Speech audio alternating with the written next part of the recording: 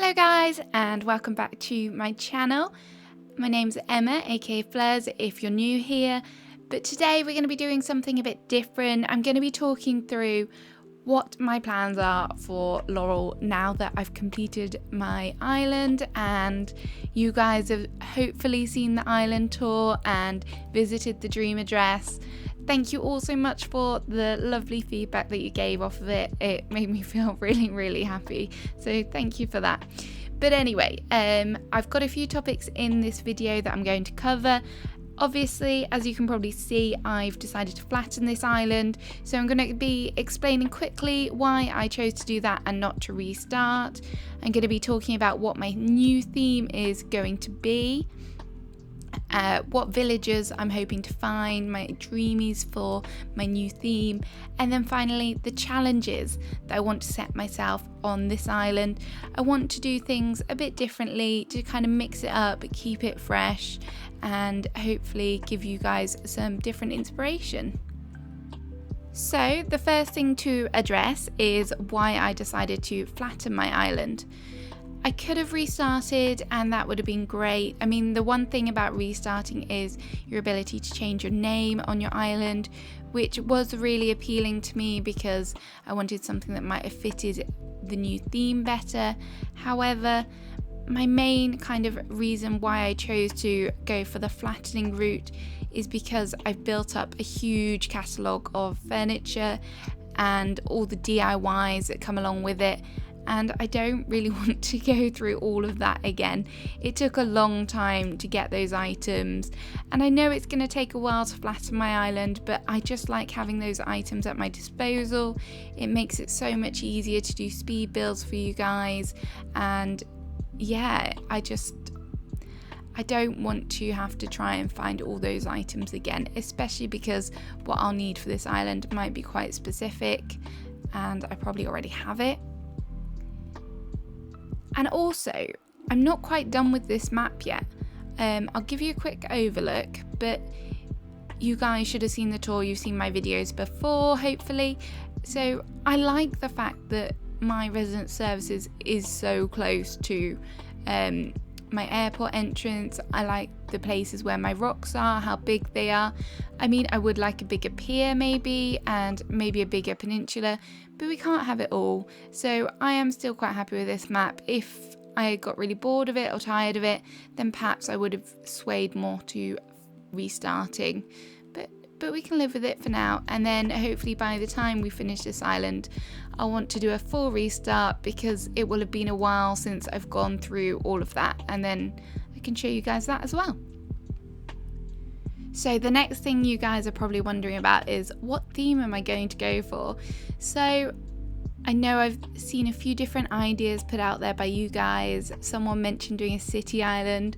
I don't think I'm quite ready for a city island. That is so much of a contrast, or even like a farm court island.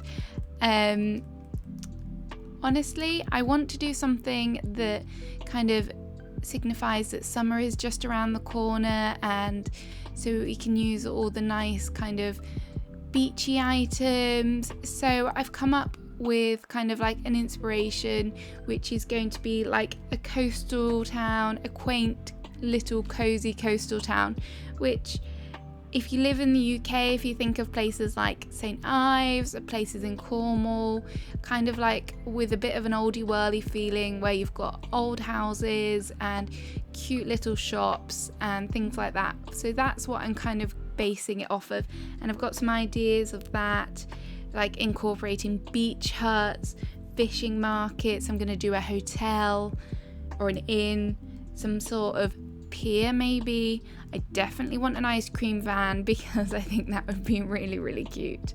A surf shop, that sort of thing. Like, that's going to be the vibes that I'm going to be going for when I create things. I definitely want to incorporate some blues, some whites, but I also want to keep it kind of a vintage feeling. So there's going to be a lot of kind of patterns that are like with blues and creams, floral prints, lots of stuff like that. And that's one of my challenges that I'll talk about later, but I definitely want to think more about what path I'm going to be using. I'm going to be sticking away from the path essentially, and so it's going to be interesting. I normally use a lot of browns, so I'm guessing this sort of build is going to call for a lot more kind of white wood and things like that, so it's going to be different for me to kind of get out of that habit of using the same old colours and actually about what looks nice to fit the theme, because it's very different for me. My inspiration did kind of come from decorating Punchy's house and decorating my camper van up on the cliffs, and it just made me think, oh my gosh, I could do a whole island like this. It's definitely going to be a challenge, but I'm really, really looking forward to it. Let me know what you think about the theme. Do you like it? Do you think I could have done something a bit more different? But maybe you'll just have to see what happens and get an idea of my builds, so before you make a judgment call. So for my villagers, I've absolutely scoured the internet to try and find some of the best looking houses. Because of the theme of my island, I wanted to choose my villagers or my dreamies. There's no guarantees I'm going to get them, trust me, based off of what the houses look like. So Punchy's house, Punchy is going to be the only villager that is staying off this island, because I think his house is just so cute and fits the theme perfectly. I love the wooden boards that his house has, and the blue kind of grey tones with it as well. I think that will fit perfectly. So aside from Punchy, my other dreamies are Daisy, which we failed to find on this island, Dottie, Mitzi, Pippi, Tammy with a Y, Ribbit, Chief, Cube and Fang. Now I'll put up some pictures of the houses quickly here for you guys, but they are all kind of like beachy colour tones. There's some yellows, there's a lot of whites, creams, blues, but I just feel like they will kind of complement the area. As I said, I want to do some beach huts, so maybe I can incorporate them, maybe some houses overlooking the beach. I just think those colours would look perfect for this island. I do also want to do a neighbourhood, so that'll be interesting for me. We'll see how that works, and hopefully these villagers, if I do manage to find them, will complement each other really, really well. I have got a backup list just in case we don't find any of them, or in case we get really kind of disheartened by our villager hunts, but we'll see how it goes. It's going to be interesting and a lot of hard work to get them.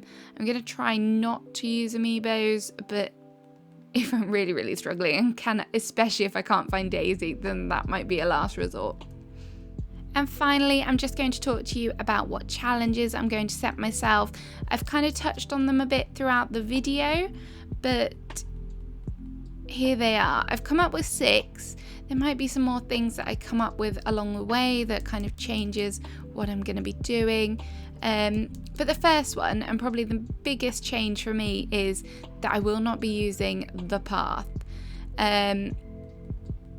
as my main path. I might use sort of a variation, maybe a green one or something like that, to overlay the in-game paths, but predominantly I want to try and use a different path. Probably going to try and use the in-game paths. Whilst I've been doing tours, people do such beautiful things, laying the dirt paths, laying the tile paths, and then overlaying them with custom designs. So maybe we'll give that a go. Probably will, to be honest, but maybe we'll mix it up with a brick one as well, maybe a custom design. Haven't yet decided. Number 2, I'm going to try and stay clear of farms. They are something that I used a lot as a filler area, and I do really like them, but I don't think many coastal towns have farms. Maybe the occasional little garden outside a villager's house will be okay, but no sort of big farm areas. So the lavender farm won't be making a reappearance. and the flower farm definitely won't. For number 3, I'm going to try and set myself the challenge of not just using all white flowers. It's so easy for me to do that. They are kind of my favourite aesthetic, and yeah, I think it will look really great with this island theme, but I need to do something different to keep it fresh. So what I'm going to do is try and mix in some blues, which would fit nicely, and maybe... Yes, I just got beaten up by some bees. Sorry. And maybe some yellows as well, just to try and make it feel a bit more beachy and colourful. It's going to be a summer island, so that's what I want to achieve.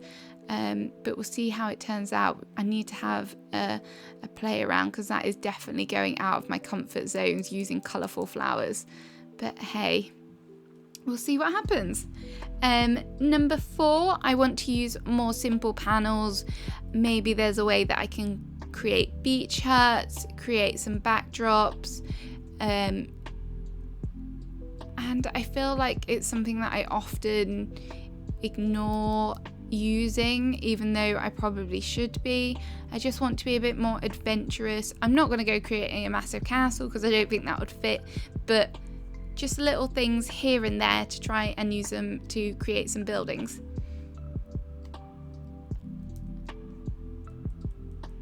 Number 5, I'm going to try and be more adventurous with my fencing choices. Previously, I've always just kind of gone for the wooden fences, the barbed wire fences, but I often ignore how many other great options are out there. So for this island, I'm definitely going to set myself the challenge to be more adventurous, use more of a variety of things, and don't be blinded by what you know is safe. So that's going to be a goal for me. And the last thing is, I'm going to make myself some sort of a neighborhood. On my previous version of Laurel and on my Switch Light Island, I really enjoyed just putting villagers' houses anywhere and everywhere that kind of had enough space so that I could make them a beautifully big yard that fit their personality. But I've kind of done that now, so need to change it up and do something fresh and different. So a neighborhood seems like the right way to go. A bit daunting, because I like to have lots of space to decorate for my villagers, but we'll see what happens, and hopefully it will create a nice town feeling, because after all, that's what I said, a coastal town, so we've got to try and achieve that somehow. So guys, that's the end of the video. Here is me with a dodgy looking eye because the wasp attacked me. I wasn't quite quick enough, and then I pressed the wrong button. Whoops. Anyways, let me know what you think about my new ideas for my island. I hope you like them and you're excited to see what comes next. And if you're not already, please remember to subscribe and like the video. I'll see you again shortly for our first build on Laurel 2.0. Goodbye, guys.